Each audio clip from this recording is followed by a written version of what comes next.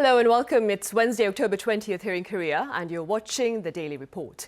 Over 130 countries have agreed on a landmark proposal which will make multinational companies pay their fair share of tax around the world.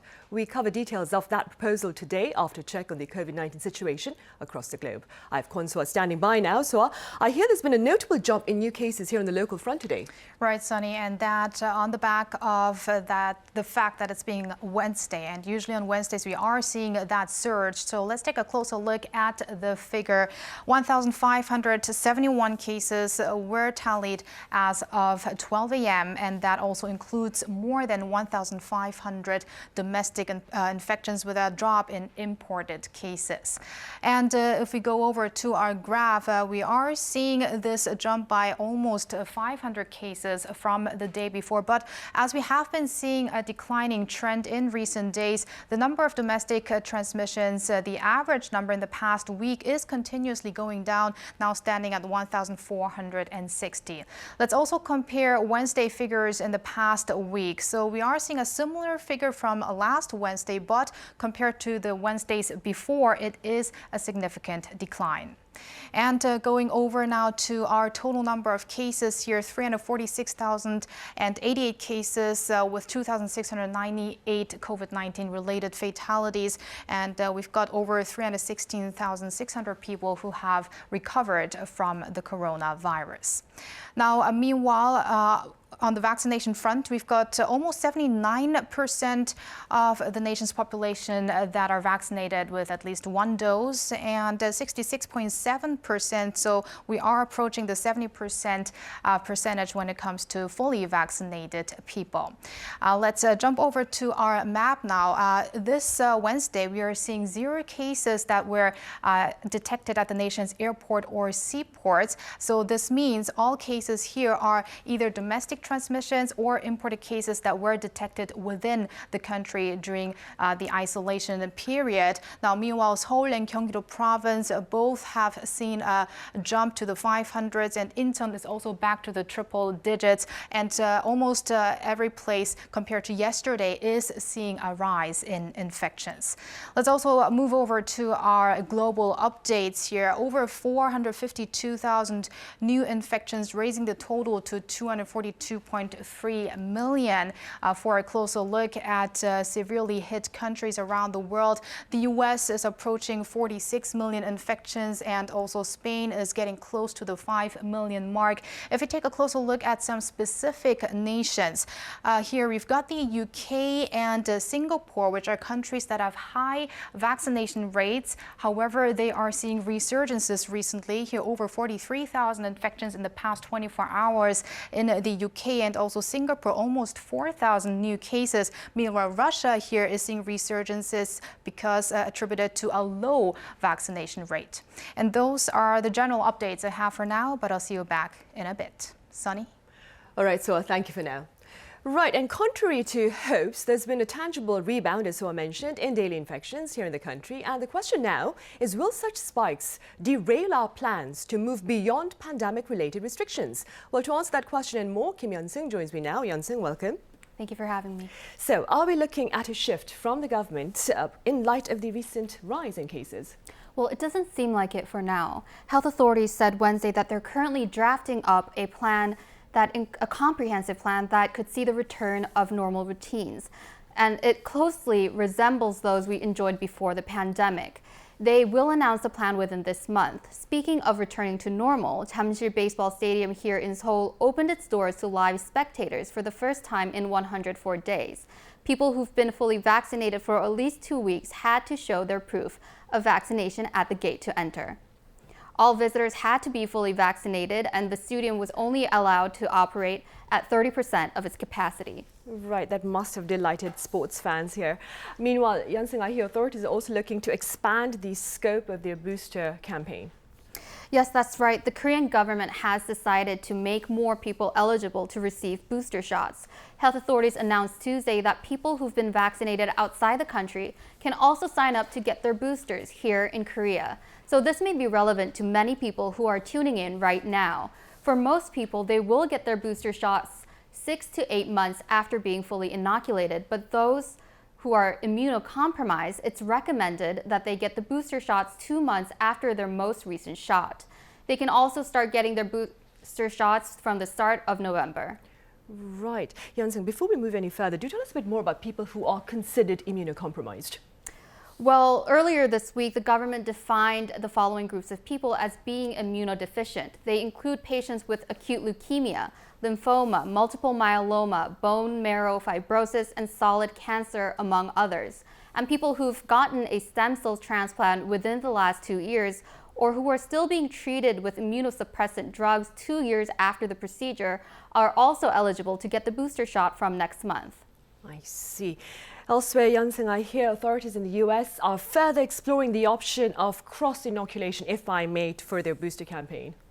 Exactly. The US FDA is expected to allow a mix and match approach for booster shots later this week. Especially for people who've gotten the Johnson & Johnson vaccine, that means people in the US can get a booster that is of a different vaccine type than the jabs they received previously. This move has been backed by a recent study that recorded a 76-fold rise in antibody levels for people who received a single dose of Johnson & Johnson and followed it up with a Moderna booster. Moderna boosters showed the sharpest increase of antibody levels compared to the people who've gotten the Pfizer or Johnson & Johnson booster. The results of the study, however, are only preliminary and reflect short-term findings from a small sample size. So it doesn't conclusively prove that this mix and match approach is necessarily better, but this move does provide room for greater flexibility. Currently, the FDA has only given the green light to Pfizer boosters in certain populations that are considered high risk, including people who are 65 and over. But this impending decision by the FDA could make tens of millions more Americans eligible for extra shots by the end of this week. I see. Well, broader protection for the public then. All right, Yansung, thank you for now, but stay with us for the extended talk. Right, Korea has recorded relatively more cases on Wednesdays amid greater testings to make up for the fewer screenings during the weekends. But even in light of this reality, a rebound of some 500 infections over a span of 24 hours is rightfully raising much concern. Right, Soa? Right, Sunny. A jump by 500 cases in a day should really not be underestimated, and that's also been stressed by officials this Wednesday. Now, Jeon Hae-chol, the Minister of Interior and Safety, who presided over a government meeting on the COVID-19 situation this morning, said despite the tangible results of higher vaccination rates, the number of COVID-19 infections is not diminishing on a large scale. He did mention some positive developments too, saying the number of daily cases has been on the decline for 3 straight weeks after the Chuseok holidays. The reproduction rate has also remained below 1 for the past 2 weeks across the nation, apart from Gyeongsam-namdo province, and the COVID-19 fatality rate stands at 0.78%, also a gradual decline. But with little time left before the government's planned transition to a strategy of living with COVID-19, Jeon in particular expressed concerns over large-scale rallies taking place across the nation this Wednesday by an umbrella labor union. He echoed earlier remarks by President Moon Jae-in and Prime Minister Kim Boo-kyum, who have called on the cancellation of such rallies that threaten containment efforts and the safety of the nation's people. Officials vowed to take legal action against violations of social distancing measures that currently prohibit such assemblies. Right, and that is in accordance with the current 4-tier social distancing framework. So tell us a bit more about the regulations on public protests under this framework, and are we looking at any possible revisions to the rules governing rallies as we move beyond the pandemic? Right, Sunny. So let me first give our viewers another rundown of what we can do right now and not. So in the Greater Seoul area, only 1-person strikes are permitted right now, and that under level 4 social distancing measures, which is the highest out of the 4-tier system. And under level 3, rallies are capped at 49 people.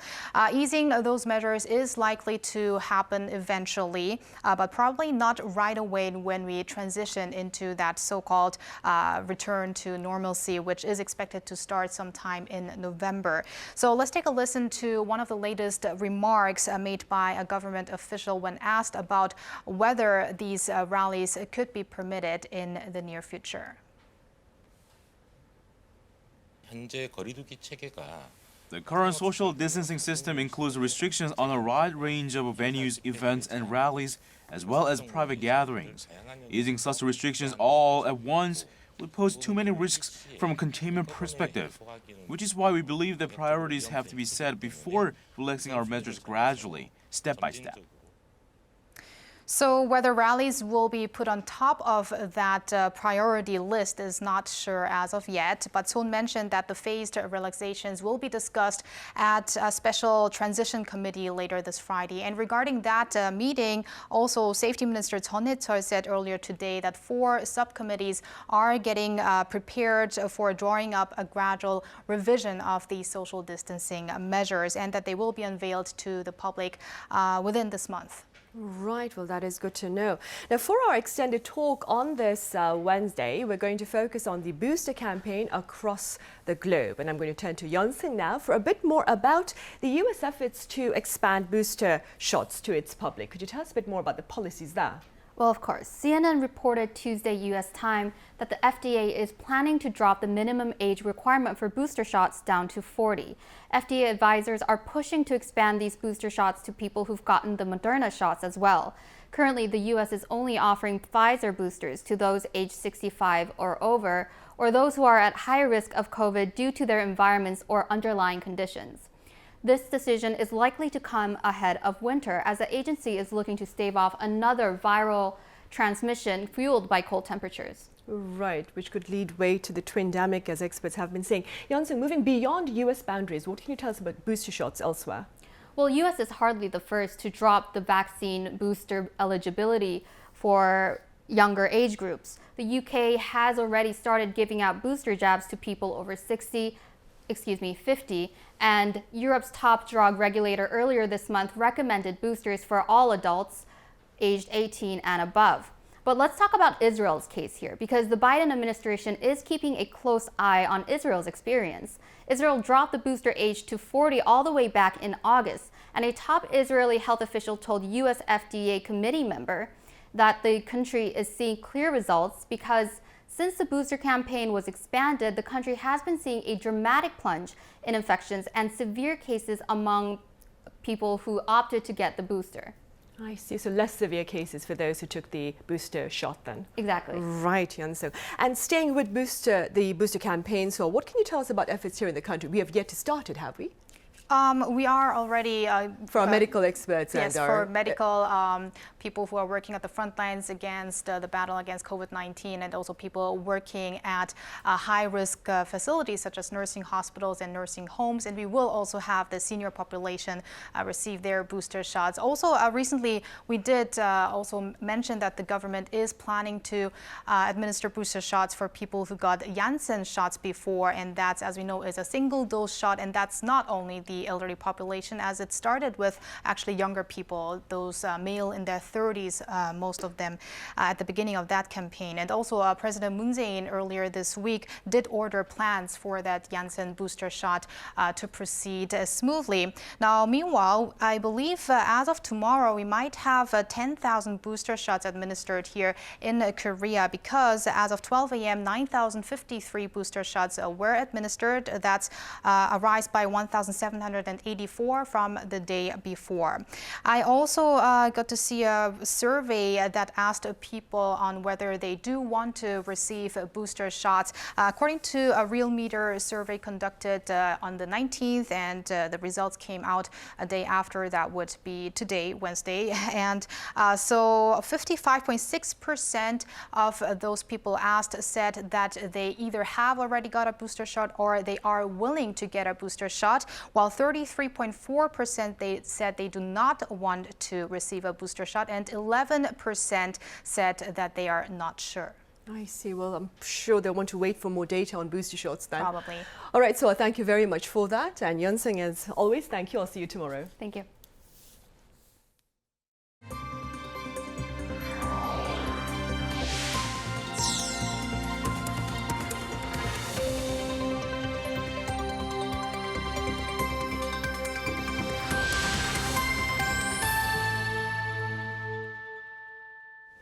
In the headlines at this hour, North Korea has confirmed Tuesday's testing of a submarine-launched ballistic missile, which was reportedly displayed at a defense exhibition last week. Our Kim Dami reports.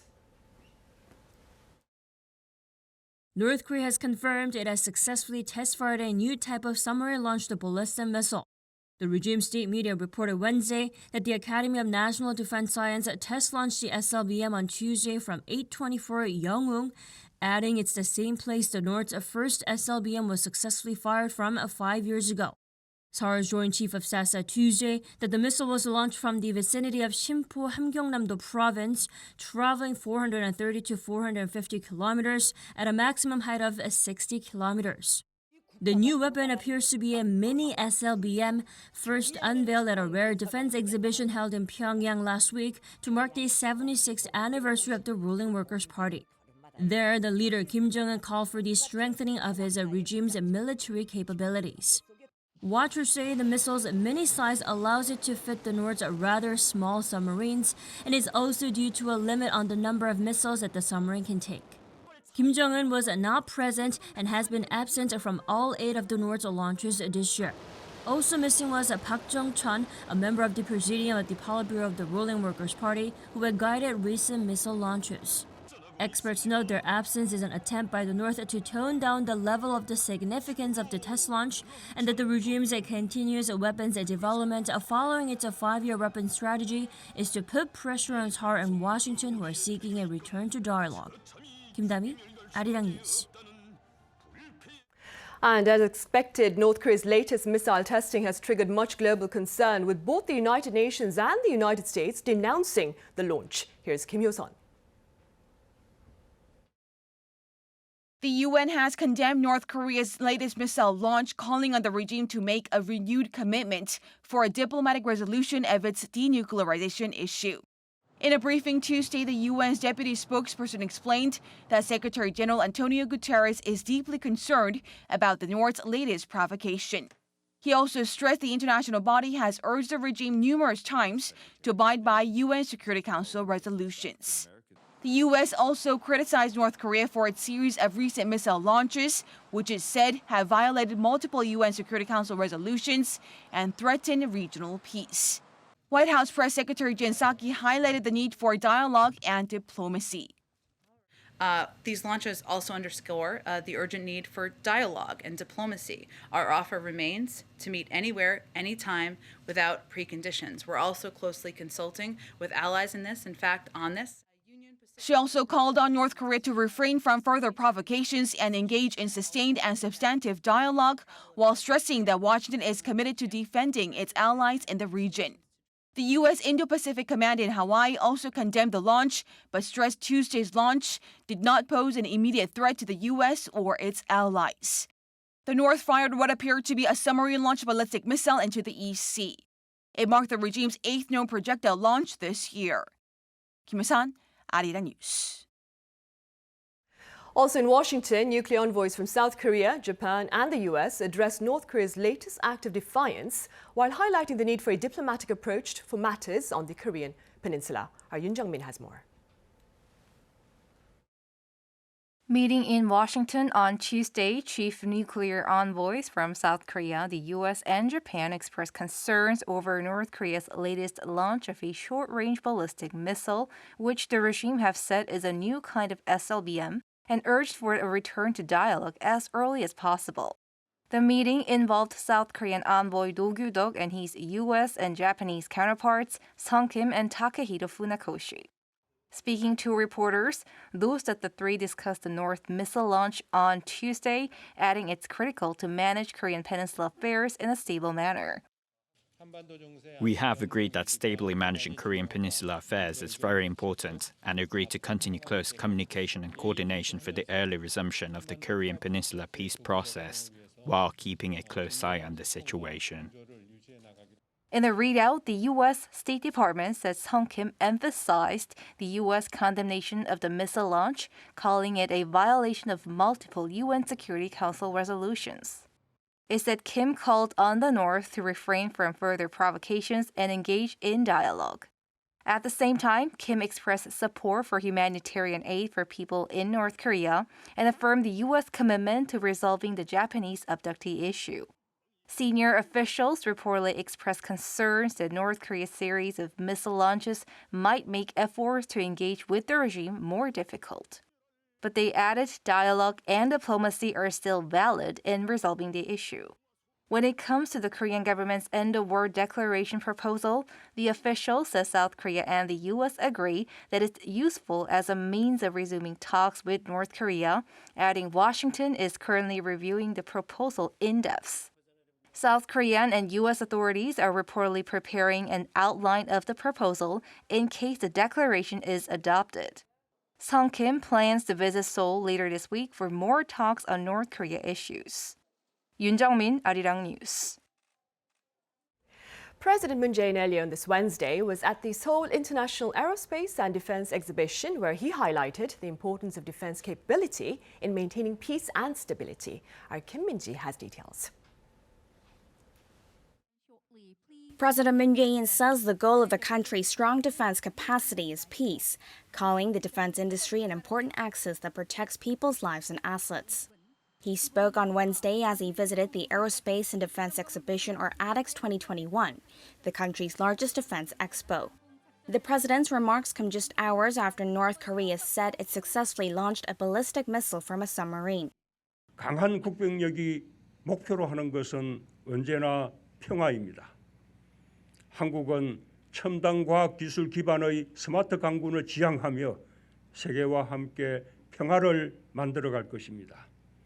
Running until Saturday, the biennial event has brought together some 440 companies from 28 countries, showcasing 79 types of aircraft and 68 types of ground equipment. Those include next-generation fighter jets, drones, and laser weapon systems. President Moon said that South Korea must become a pace-setter, reaffirming that over 80% of the budget for boosting defense capability will be spent on locally made weapons and hardware over the next 5 years. He added that South Korea will also step up investment as well as research and development to become seventh in the global aerospace industry by 2030, noting that the country will launch its first independently developed rocket on Thursday. 지난 7월 우리는 고체 추진기간 연소 시험에 성공해 우주 시대를 향한 큰 발걸음을 내디뎠습니다. 내일은 우리 기술로 만든 한국형 우주 발사체 누리호가 더미 인공위성을 탑재하여 드디어 발사됩니다. 정부는 고체 발사체 기술의 민간 이전을 비롯해 우주 강국으로 나아가기 위한 핵심 기술 확보와 민간 우주 산업 육성에 집중하겠습니다. South Korea has earmarked $46.8 billion for its defense budget next year, a 37% increase from 2017, the start of the Moon administration. Kim Min-ji, Arirang News. Right, and as President Moon says, we are counting down to the country's launch of its first homegrown space rocket come Thursday afternoon local time. Now, the rocket Nuri has been transferred to its spaceport and is being set up for the planned blast into space. Our Jong-un reports. A temporary testing site has been set up at the Naro Space Center in Go-hun County, Jeollanam-do Province, in the southwest of the country. And lining up are researchers at the Korea Aerospace Research Institute. They're making final preparations prior to South Korea's first ever independently developed Nuri rocket is launched on Thursday. If anyone tests positive for COVID-19 ahead of the launch, it could affect the launch, so we're doing this to find potential patients. With a day left until the launch, the rocket headed to the launcher unit on Wednesday morning, having completed its final assembly.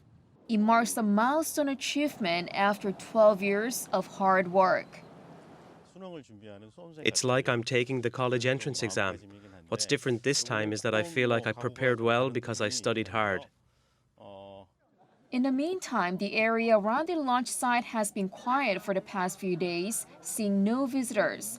Local residents are just hoping for a successful launch. It's a rocket launch that relies solely on Korean technology. It must succeed. We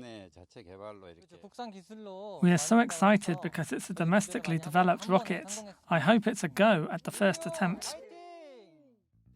The Nuri rocket is expected to blast off at around 4 p.m. Korea time on Thursday. The exact time will be announced in the morning. Jong-un, Arirang News.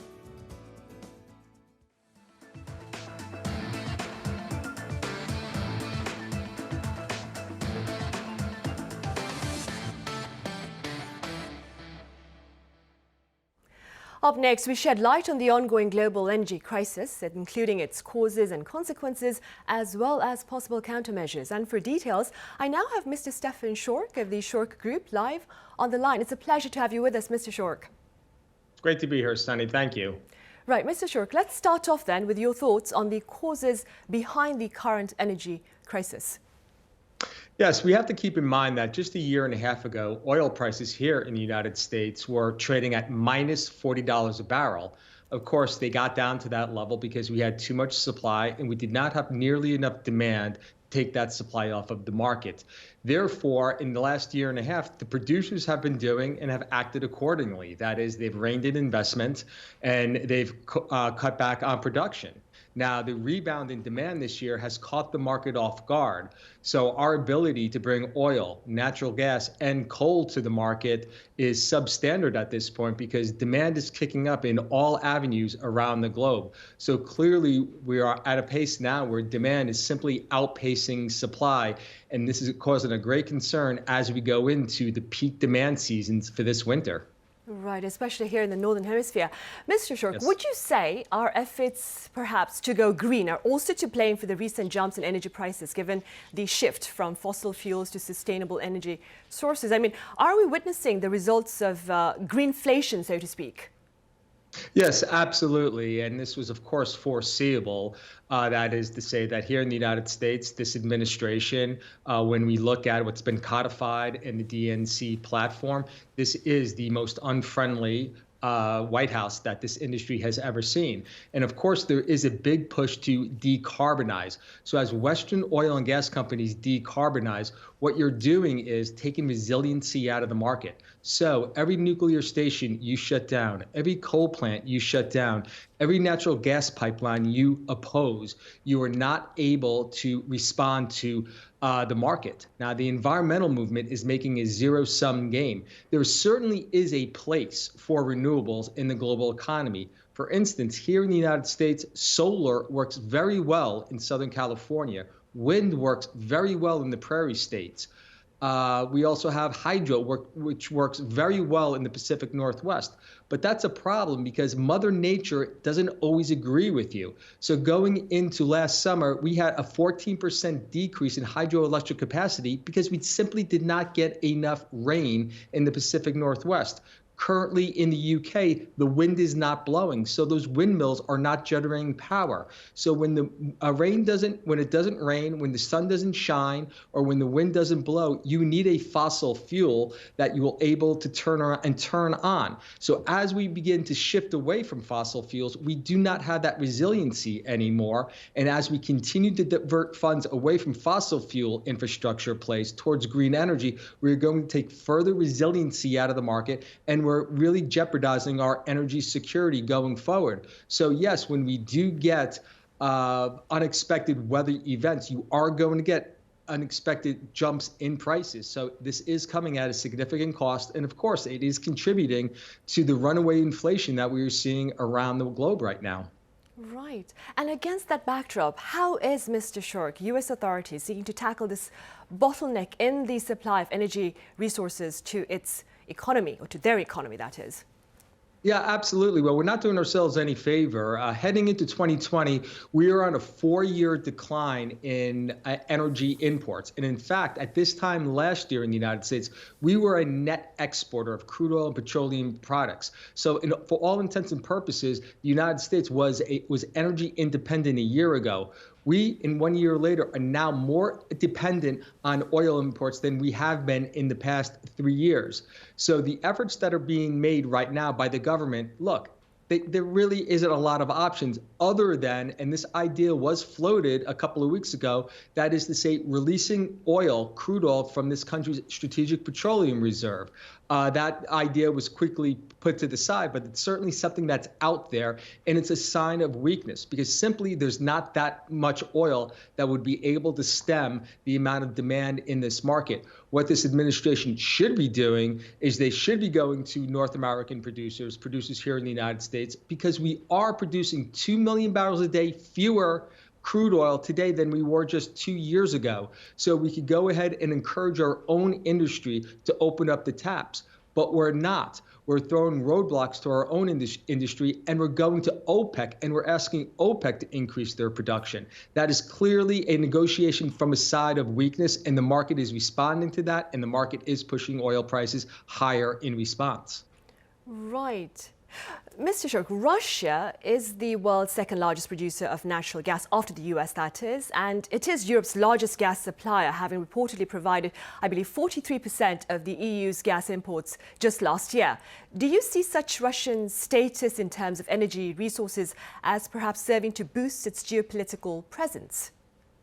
Oh, absolutely. We're looking at a situation where, as I've said before, that as Western oil companies decarbonize, we are handing the mantle over to the state-run oil and gas companies. So we are making OPEC, we're making OPEC Plus, that is including Russia. We're making these producers great again, to the point where now our demand, fossil fuel demand, is only going to increase for at least the next 10 years. And as we shift away from oil, those who are investing in oil right now, the OPEC nations, other state-owned oil companies, and Russia, certainly are in an advantageous place over the next 10 years. And we had a situation here across the pond here in Europe, where the EU actually came and they cut down the supply of carbon permits that industry was able to use. And what this did was push the price of carbon credits up 140%. Now, the goal of the EU was to push industry out of coal consumption, and they succeeded. But the problem is they pushed them out of coal consumption into natural gas consumption, and hence we don't have enough natural gas, and this puts Russia in a very advantageous place.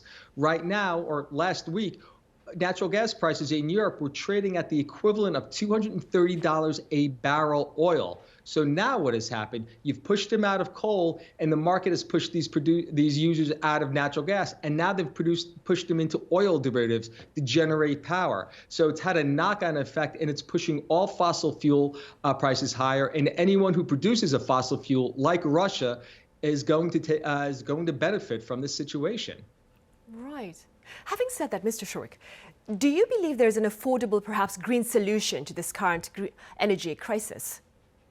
Yeah, absolutely. As I said before, solar, wind, hydro, they're all great, and they work, and they work in specific market areas, but they are not the sole answer. Nuclear is your best answer. It's your cleanest energy source out there, and it is your most reliable source. So there certainly is a place at the table for the nuclear industry, and there certainly is a place at the table for the natural gas industry, which is, yes, it's a fossil fuel, but it is your cleanest fossil fuel. It is a fuel that is in great abundance and affordable. So when we're looking at an eco-friendly environment, we have to use all options. It cannot be a zero-sum game. As we said, renewables are great, technology is improving, battery technology is improving, but we also have to live up to the fact that for at least another generation, fossil fuels and, of course, nuclear are certainly a part of the answer if we can get an agreement on both sides of the argument. And the problem is we're so divisive, especially here in the United States,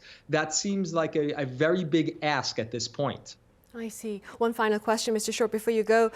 What are your prospects with regard to the current challenges brought on by the energy crisis? How long do you suppose will we have to endure these hardships?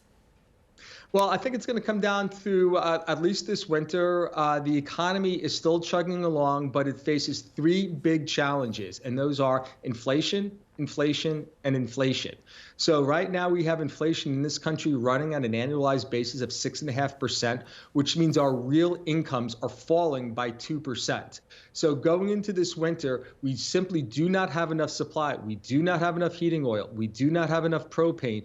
In Europe, we do not have enough natural gas. In Asia, we do not have enough natural gas. We do not have enough coal. So we're looking at a very challenging winter going forward. Now, the good news is in economics, high prices are the best cure for high prices. We are seeing those high prices. We're going to continue to see high prices through the winter.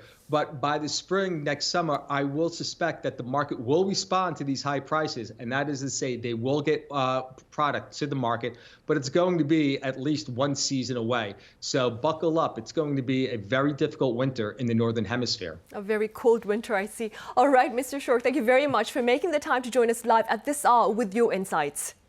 Thank you, Sunny.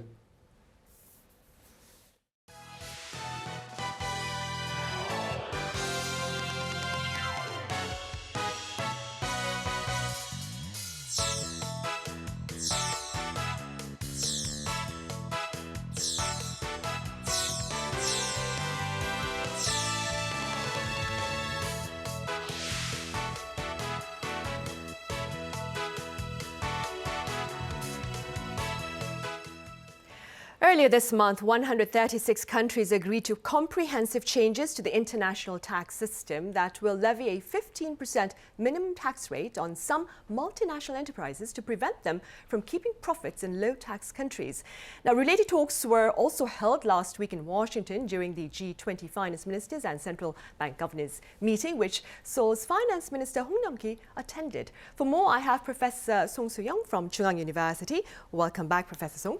Thank you. My pleasure. I also have Professor Cho Hee-kyung from Hongik University. It's a pleasure to have you, Professor Cho. It's a pleasure to be here. Professor Cho, we'll start with you then. Let's begin with some background information behind this landmark approach to global tax reform amid the dramatic changes, economic changes that is, brought on by globalization and digitalization.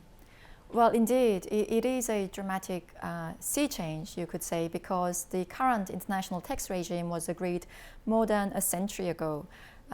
And it just doesn't have the tools to deal with the globalization and digitalization of the world economy, as you mentioned. So, for example, currently, under the existing tax regime, if you are to have a tax liability in a place, you have to have some kind of physical connection with that place. So for a natural person, it would be your residency, that you actually reside in that particular place for a certain period of time, usually more than half a year. I actually know of some people, of some multimillionaires who spend more than half the year on a yacht traveling around the world so that they don't actually establish any tax residency anywhere in the world, essentially to minimize their tax liability.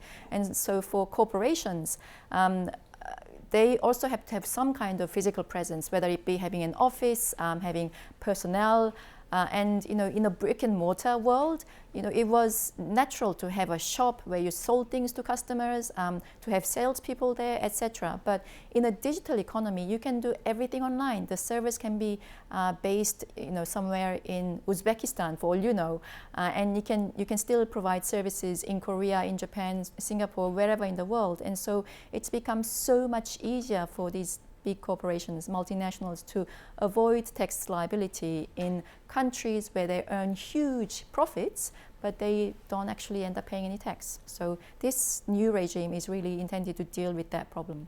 Right. And keeping in mind what Professor Cho has just said, Professor Song, to offer our viewers a better understanding about the importance of this planned reform, then, could you perhaps take the example of Google and Korea's neighbor here in the country to compare their sales revenue here in the country and their related taxes? Yeah, according to the report and the information available, that Google has been known to earn the almost 4 trillion and 5 trillion Korean won in our country. Globally, Google has estimated to earn the total revenue is 212 trillion Korean won. But however, if this Google has been, they must make some corporate tax income taxation, corporate income tax in Korea. They are supposed to pay the nominal corporate tax rate is 25%, so which is equivalent to almost 2,800 2.8 trillion Korean won. So, but however, they do not pay that because almost most of their revenue is reported in Singapore because they argue that they derive the data and provide the services to Korea through Singapore. Therefore, the total taxation is dramatically reduced, and that is only 9.7 billion Korean won, which is just almost how much is it out of the 2,800? 280 billion won, so that is really dramatically one fifth.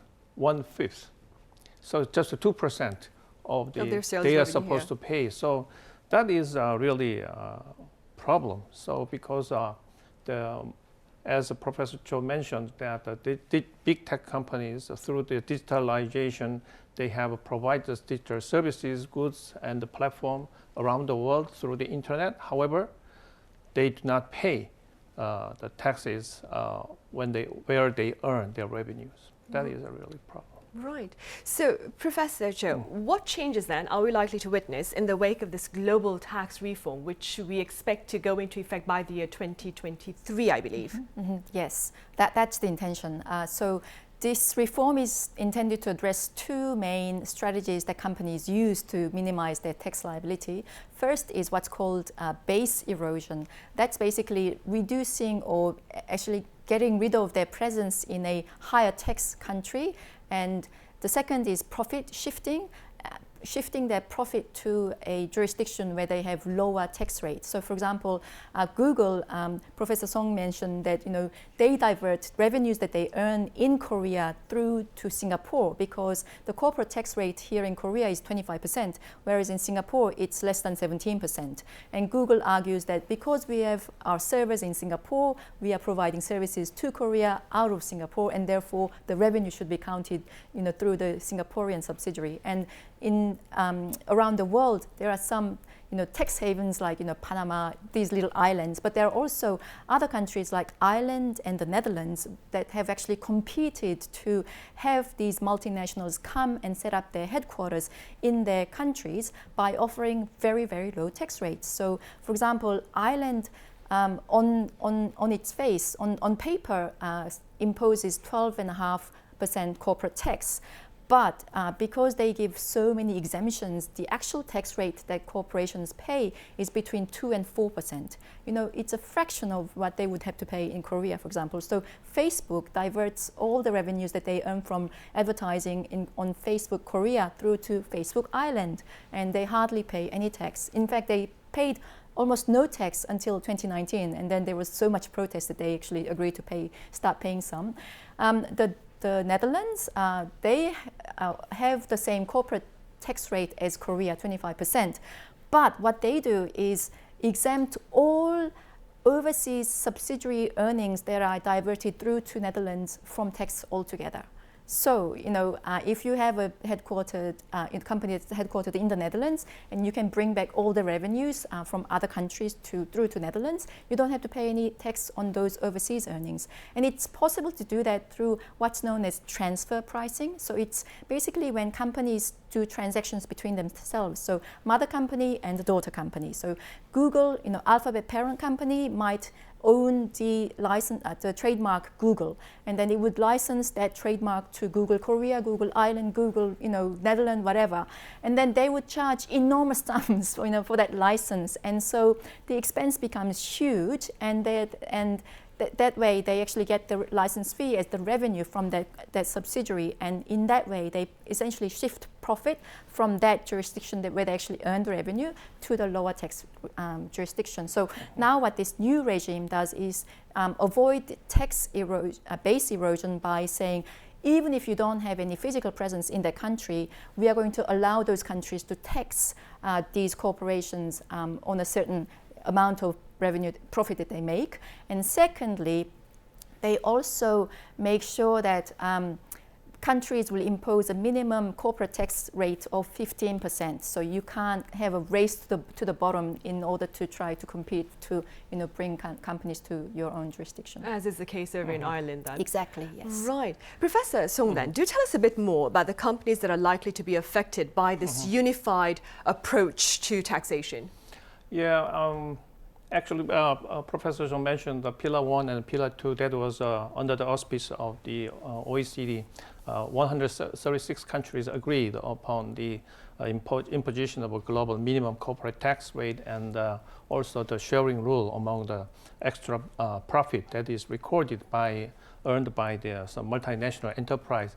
Also, currently it is imposed, it is going to be applied to some digital companies, but as well as it is easily extended to the multinational enterprise such as a big corporation, manufacturing corporation, Hyundai Motors or other big manufacturing companies who has recorded the sales revenue around the world. So to that regard, Samsung and the Hyundai Motor Company, currently Samsung and the SK Hynix is mostly influenced directly. But however, I believe that because in Korea we have the nominal corporate tax rate is 25%, and through the tax exemption and the benefit allowed for those companies, and the effective tax rate is 17%, around something there. So as Professor Cho mentioned, Ireland has also their nominal tax rate is 15%, but actually they just deduct most of the income, and therefore it ends up with almost near to 0% and 3% or something. So to that regard, even despite the deduction and the benefit, still our corporate taxation has satisfied a little bit higher than 15%, so not much affected. That is Prime Minister, Vice Prime Minister Hong Nam-gi has mentioned that. So rather we could earn the benefit because Google or big tech companies, they have expanded Netflix and expanded their business in Korea, and so to that regard, I think the net benefit is a little bit larger than 0 for Korea, but still we have to wait and see because we have so many obstacles to overcome to implement those rules. Right. In talking about the obstacles, Professor Cho, I was actually going to ask you, so despite the overall consensus among the 136 countries, I do understand, like Professor Song has said, there are many technical and implementation issues that remain unresolved. Could you elaborate a bit on that? Exactly. I mean, they really face a lot of hurdles before we actually see this happen in reality. So first of all, just this minimum tax rate of 15% that they've agreed on. In fact, they say that there was a consensus, there was an agreement on this rate, but there was a lot of argument about, what the minimum corporate tax rate should be, because a lot of people felt that 15% is simply too low. Even the United States, up until 1993, actually used to have something like 38% corporate tax rate, and a lot of countries around the world have corporate tax rates in the 30% range, and not even lower than 25. And so this 15% is thought to be too low by a lot of people. Still, some are advocating for it should be at least 25, if not 20. And so there is that sort of debate still hanging over. And then America has finally joined the fray because this kind of minimum corporate tax regime for globally had been debated for a long time, but America was never really interested in it until they really had to raise a lot of revenue because of all the spending that they had to do because of the pandemic. So America is on board, but the treaty will actually have to pass through the both houses of the Congress, I mean, in the states, and so the legislative pathway is not going to be easy. And then there are other things like this is actually not the end of the story because there are no real details about what kind of exemptions would be allowed or would be disallowed. And so, as people say, devil is in the detail, and we don't really know the detail. We just have some vague picture of what it should be, but no real nitty-gritty as to how it is actually going to work. Right. So the milestone here is that they've just agreed for the need for this unified approach. The big principle, yes. Right. Professor, so you touched upon this earlier, but could you tell us a bit more about the potential impact of this global tax reform on the local economy? Particularly for the Korea, there is not much, but because we have noticed that the 136 countries has agreed upon that rule, and also majority of these member countries who has agreed on are just developing economies and less developed countries. Out of the 140 countries, Sri Lanka, Pakistan, and Kenya, and 4 countries disagree. But the basic reason is because they would like to just maintain the digital taxation, digital service taxation, because that is a source of the government budget and earning. However, in this new Pillar 1 and the Pillar 2, the global minimum tax rate is imposed, then the digital service taxation should be removed. Because when you look back the history, because in Europe, the 5 countries, so-called digital 5 countries, UK, France, Italy, Spain, and Austria. Austria. Yeah, Austria, right. So those 5 countries always they started the implementation of the levy on the digital taxation, but it is regarded as a sub-value-added taxes, and the U.S. and regarded as a retaliatory tariff against their big tech companies. So that could cause some kind of a vicious circle or vicious spiral of competing with each other, because the digital tax rate is increased. So that is really chaos. It is going to be a chaos from the OECD perspective. So that's why OECD has they tried to make some initiative movement, and then United States also realized that this matters a lot, because when they try to provide some benefit to the big tech and the multinational enterprise within for U.S., but they have established some headquarters outside the U.S. So domicile is outside the U.S., and that does not help at all to the U.S. government. So that's why the United States push this agenda and achieved some agreement. So in the local economy overall, because the extra taxation which was evaded and avoided and only belonged to big tech companies, for example, Zuckerberg's pocket, the money that should be taken out of his pocket and distributed among the countries. And so that's why I expect this local economy would be beneficial ultimately. Right. Well, ultimately, it's to ensure the people of paying, that is, their fair share of the taxes. All right, Professor Song, as always, thank you very much for your insights. Professor Cho, as always, it's been a pleasure. Thank you. Thank you. Right, well, that brings us to the end of this edition. We'll be back same time tomorrow. That is Thursday. Join us then, and thank you for now.